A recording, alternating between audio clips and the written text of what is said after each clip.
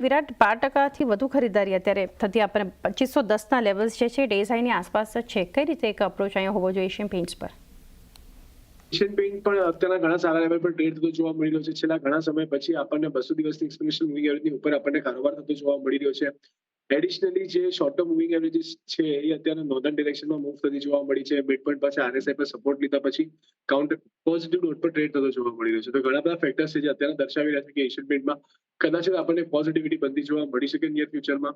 ઉપરની સાઈડ પર 2600 એક ઇમિડિયેટ હર્ડલ છે. 2600 ની ઉપર અગર જાય છે તો 2800 સુધીના લેવલ્સ આપણને આવતા જોવા મળી શકે, જ્યાં આપણે ગેપ ડાઉન બનતું જોવા મળ્યું હતું પ્રીવિયસ ટ્રેડિંગ થોડા મહિનાઓ પહેલા, જે નવેમ્બરની આસપાસના મંથ હતા. નવેમ્બરના આસપાસ 11 નવેમ્બરના દિવસે જે આપણને ગેપ ડાઉન ઓપન થતું જોવા મળ્યું હતું, જો આ ગેપ ફિલ થતું જોવા બી મળી શકે છે જો 2600 ની ઉપર સસ્ટેન કરે છે તો. સો ફિલહાલ માટે એક પોઝિટિવ આઉટલુક રાખીને તમે ચાલી શકો છો. ઉપરમાં 2600 થી લઈને 2800 સુધીના ટાર્ગેટ તમે ધ્યાનમાં રાખો. નીચેની સાઈડ પર સ્ટ્રોંગ સ્ટોપ લોસ તમારે મેન્ટેન કરવાનો રહેશે 1450 ની આસપાસના ક્લોઝિંગ બેઝિસ પર. 1450 એક 2450નો એક સ્ટોપ લોસ ધ્યાનમાં રાખો. 2800 સુધીના એક લેવલ્સ એક ફોકસમાં રાખીને એશિયન પેઇન્ટ્સ પર એક વ્યૂ બનતો જોઈ રહ્યા છે. આ સિવાયના સ્ટોક પર એક ઓરો ફાર્મા માટે જીગર વ્યૂ લઈ લઈએ. ખરીદારી ખાસી 2.5% આસપાસની મજબૂતી આ સ્ટોક આપણને ઓરોબિંદો ફાર્મા જે બતાવી રહ્યું છે, કઈ રીતે એક સલાહ આપશો અહીંયા? ઓરો ફાર્મામાં ઓવરઓલ ટર્ન અરાઉન્ડ દેખાડી રહ્યું છે અને જે રીતે વોલ્યુમ્સ ડેવલપ થયા છે સાથે સાથે ડાયવર્જન્સ અને ઇમ્પલ્સિવ બિહેવિયર જે આરએસઆઈમાં દેખાડી રહ્યું છે એના ચાલતે એવું લાગી રહ્યું છે કે બાય ઓન ડિપ્સ જ આને કરી શકીએ આપણે. કરંટ લેવલેથી 1090 સુધી પણ મળે તો પણ બાય કરવાની સલાહ રહેશે. અને જે વ્યૂ છે ઓરો ફાર્માનો છે એ થોડો મોટો રહેશે, 1.5 થી 2 મહિનાનો રહેશે અને ટાર્ગેટ આપણે અરાઉન્ડ 1220 સુધી રાખીને ચાલશું અને સ્ટોપ લોસ જે રહેશે એ 1040 ની નીચે રાખશું. 1040નો એક સ્ટોપ લોસ અહીંયાથી ધ્યાનમાં રાખી શકો છો. એક વ્યૂ ઓરો ફાર્મા પર આપણને બનતો જોઈ રહ્યા છે. અન્ય સ્ટોક અત્યારે આપણે જોઈએ તો ટાટા સ્ટીલમાં ખાસું પ્રોફિટ બુકિંગ વિરાટ અત્યારે જોઈ રહ્યા છે. લગભગ 2% આસપાસ નીચે 157ના ડેઝ લો પર ત્યાં કારોબાર થઈ રહ્યો છે. કઈ રીતે સલાહ રહેશે ટાટા સ્ટીલ પર? સ્ટીલમાં આપણે ઓબ્ઝર્વ કર્યું છે કે ઉપરના 165 ની આસપાસના લેવલ પાસેથી આપણને બેક ટુ બેક રિજેક્શન આવતું જોવા મળી રહ્યું છે. ક્યાંક ને ક્યાંક અત્યારે પણ આપણે એ લેવલ પાસેથી રિજેક્શન આવતું જોવા મળ્યું. કાઉન્ટર ફરીથી એની 50 દિવસ અને 20 દિવસની એક્સપોનેન્શિયલ મૂવિંગ એવરેજની નીચે આપણને સ્ટેપ થતું જોવા મળી રહ્યું છે, જે દર્શાવી રહ્યું છે કે ક્યાંક ને ક્યાંક આપણને મોમેન્ટમ જે છે એ અત્યારે શિફ્ટ થતું જોવા મળી રહ્યું છે ટુવર્ડ્સ નેગેટિવિટી. સો પોસિબલ છે કે એક ફર્ધર કરેક્શન આપણને આવતું જોવા મળે ટુવર્ડ્સ 151 ની આસપાસના લેવલ પાસે. અને નીચેની સાઈડ પર વાત કરીએ જો 150 ના લેવલ્સ પણ બ્રીચ થાય છે તો 130 સુધીના લેવલ્સ પણ આપણને ઓપન થતા જોવા મળી શકે છે. ઓન ધી અધર હેન્ડ એ 160 ના લેવલ્સ જો ઉપરની સાઈડ પર સરપાસ કરે છે એની ઉપર આપણને કારોબાર કરતો જોવા મળે તો એક હલકું આપણને કન્સોલિડેશન બધું જોવા મળી શકે છે 165 થી લઈને 150 ની વચ્ચે. સો ફિલહાલ માટે તમે આને ધ્યાનમાં રાખો, વેટ એન્ડ વોચ રાખો. વેટ એન્ડ વોચ કરવાની સલાહ રહેશે. જો 151 ના લેવલ ત્યાંથી બ્રીચ થતા જોવા મળે છે તો એક સારો એવું કરેક્શન આપણે ટાટા સ્ટીલમાં ઓબ્ઝર્વ કરી શકીએ છીએ. તો એક વ્યૂ જોઈ રહ્યા છે અહીંયાથી, ખાસ કરીને એક ટાટા સ્ટીલના કાઉન્ટર પર આજે તો ખાસું એક પ્રોફિટ બુકિંગ બતાવી રહ્યું છે. નુવામાં વેલ્થ માટે એક જીગર વ્યૂ લઈએ. ન્યૂ એન્ટ્રન્ટ આ સિરીઝથી એફએન્ડોમાં મજબૂત છે અત્યારે. લગભગ 2% આસપાસની ખરીદારી નુવામાં આપણને બતાવી રહ્યું છે. અહીંયા પણ નંબર્સ બાદનો એક એક્શન છે. નેટ પ્રોફિટ વધ્યો છે, આવક પણ કંપનીની વધતી જોઈ રહ્યા છે. આપનો વ્યૂ લઈએ.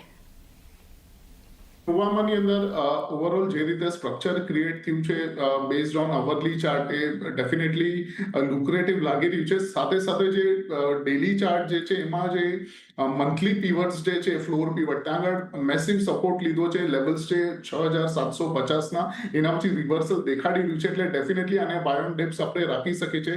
7000 સુધી મળે છે તો ડેફિનેટલી બાય છે અને સ્ટોપ લોસ 6750ના નીચે રહેશે. પહેલો ટાર્ગેટ છે 7450, બીજો છે 7500. 7500ના એક લેવલ્સ ખાસ અહીંયાથી ધ્યાનમાં રાખી શકો છો નુવામાં વેલ્થ માટે. યુનાઇટેડ સ્પિરિટ્સ માટે જીગર વ્યૂ લઈએ. અહીંયા પણ જોઈ રહ્યા છે આપણને ખાસ કરીને અત્યારે 1.25% આસપાસની મજબૂતી યુનાઇટેડ સ્પિરિટ્સ બતાવી રહ્યો છે. પરિણામ બાદ આમ તો તમે જુઓ તો નંબર્સ માર્જિન શાર્પ ડિક્લાઇન બતાવી રહ્યા છે. પ્રોફિટ એબિટાના ફ્રન્ટ પર આપણને ખાસું એક દબાણ સ્ટોક બતાવી રહ્યું છે. કઈ રીતે એક સલાહ આપશો તમે?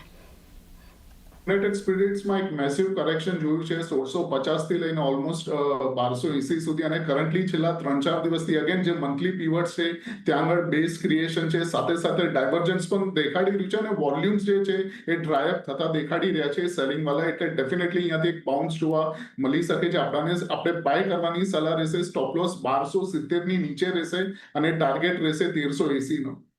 1380 ટાર્ગેટ 1270 નીચે એક સ્ટોપ લોસ ધ્યાનમાં રાખી શકો છો. છેલ્લું એક કાઉન્ટર આપની પાસેથી જાણીએ બે ફાર્મા કંપનીઓ જે આજે એપીઆઈ રિલેટેડ સ્ટોક્સ પર એક ગ્રેન્યુઅલ્સ માટે એક વ્યૂ લઈએ. અત્યારે 2.5% એક મજબૂતી જોઈ રહ્યા છે જીગર, અને ડીવીસ લેબ 0.5% મજબૂતી ત્યાં પણ છે, કારણ કે એપીઆઈ રિલેટેડ આ બંને સ્ટોક્સ છે. આપ કઈ રીતે અહીંયા સલાહ આપશો, અને ક્યાં કોઈ એવી કંપની છે બંનેમાંથી કે જે સેટઅપ સ્ટ્રોંગ હોય અત્યારે એન્ટ્રી માટે? સેટઅપ તો ડેફિનેટલી ગ્રેન્યુલ્સ ઇન્ડિયાનો જ છે, બીકોઝ જે રીતે વારંવાર એનું લેવલ છે 425 નો, ત્યાંથી જે પ્રીવિયસ બ્રેકઆઉટ પણ જોયા છે 2024માં, અને રિસેન્ટલી ટ્રિપલ બોટમ સ્ટ્રક્ચર પણ આપણે એ જ પર્ટિક્યુલર લેવલે જોયું છે. અને અગેન નીચેથી બાઇંગ વોલ્યુમ અને બુલિશ એન્ગલ્ફિંગ પેટર્ન્સ પણ બનેલી છે, એટલે આને બાય ઓન ડિપ્સ રાખશું. અહીંયાથી અગર બાઉન્સ આવશે તો બહુ મોટો આવશે, તો ટ્રેડિંગની સલાહ નથી, બટ યસ 2 થી 3 મહિના માટે આપણે અક્યુમ્યુલેટ કરી શકીએ છીએ. કરંટ લેવલથી 460 સુધી સ્ટોપ લોસ 430 ના નીચે રહેશે, અને એટલીસ્ટ મને 530 540 ના લેવલ્સ આમાં લાગી રહ્યા છે. 530 540 ના એક લેવલ્સ બતાવી શકે છે ગ્રેન્યુઅલ્સ કમ્પેર ટુ ડીવીસ. આપણને એક સ્ટ્રોંગ સેટઅપ દેખાડી રહ્યું છે. એ સાથે જીગર રજા લઈએ તો આપના ડિસ્ક્લોઝર્સ જાણીએ.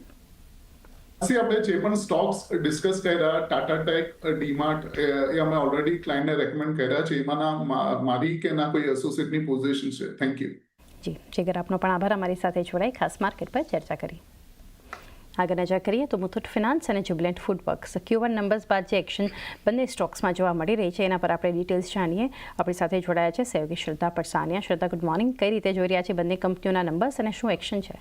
જી ગુડ મોર્નિંગ. સૌથી પહેલાં વાત કરીએ મુથુટ ફાઇનાન્સની, તો Q1 FY26ના પરિણામ આવતા જોવા મળ્યા છે. નેટ પ્રોફિટમાં 90% જેટલો વધારો થતો જોવા મળ્યો છે. 2046 કરોડ થતા જોવા મળ્યા છે net profit year on year basis પર.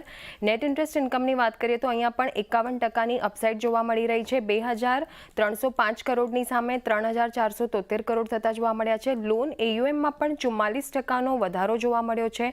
2199 કરોડની સામે 3096 crore year on year basis પર. અને સ્ટેજ 3 લોન એસેટ્સ પર નજર કરીએ તો અહીંયા 30%થી વધુનો વધારો જોવા મળી રહ્યો છે. 33 કરોડની સામે 43 કરોડ થતા જોવા મળ્યા છે યર ઓન યર બેસિસ પર. ત્યારબાદ મોર્ગન સ્ટેનલીએ તેઓની બ્રોકરેજ નોટમાં મુથુટ ફાઇનાન્સ પર અપગ્રેડ કરીને ઓવરવેટની કોલ આપી છે, અને ટાર્ગેટ વધારીને તેઓએ 2920 પ્રતિ શેરના કર્યા છે. ત્યારબાદ અત્યારે શેર આપણને સારી એવી તેજી બતાવી રહ્યો છે માર્કેટ ખુલતાની સાથે. જ્યુબિલન્ટ ફૂડવર્ક્સની વાત કરીએ, Q1 FY25ના સ્ટેન્ડલોન નંબર પર નજર કરીએ તો નેટ પ્રોફિટમાં 30%નો વધારો જોવા મળી રહ્યો છે. 51 કરોડની સામે 67 crore year on year basis પર. રેવન્યુમાં પણ 18%ની અપસાઇડ 1440 કરોડની સામે 1702 crore year on year basis પર. એબિટામાં પણ 16%નો વધારો જોવા મળી રહ્યો છે. 278 કરોડની સામે 323 crore Y on Y basis પર. અને માર્જિન્સની વાત કરીએ તો લગભગ ફ્લેટ રહેતા જોવા મળ્યા છે 19% પર યર ઓન યર બેસિસ પર. બ્રોકરેજીસ નોટ આવી છે અલગ અલગ બ્રોકરેજ હાઉસ તરફથી. CLSA પર નજર કરીએ તો તેઓએ અંડર પરફોર્મ કોલ આપી છે જ્યુબિલન્ટ ફૂડ પર. ટાર્ગેટ તેઓએ આપ્યા છે 519 પર શેરના. મોર્ગન સ્ટેનલીએ ઓવરવેટ કોલ આપી છે, ટાર્ગેટ આપ્યા છે 781 પર શેરના. અને HSBCએ અપગ્રેડ કરીને હોલ્ડની કોલ આપી છે, અને ટાર્ગેટ આપ્યા છે 650 પર શેરના. શ્રદ્ધા, પર આપનો બંને સ્ટોક્સ પર માહિતી માટે.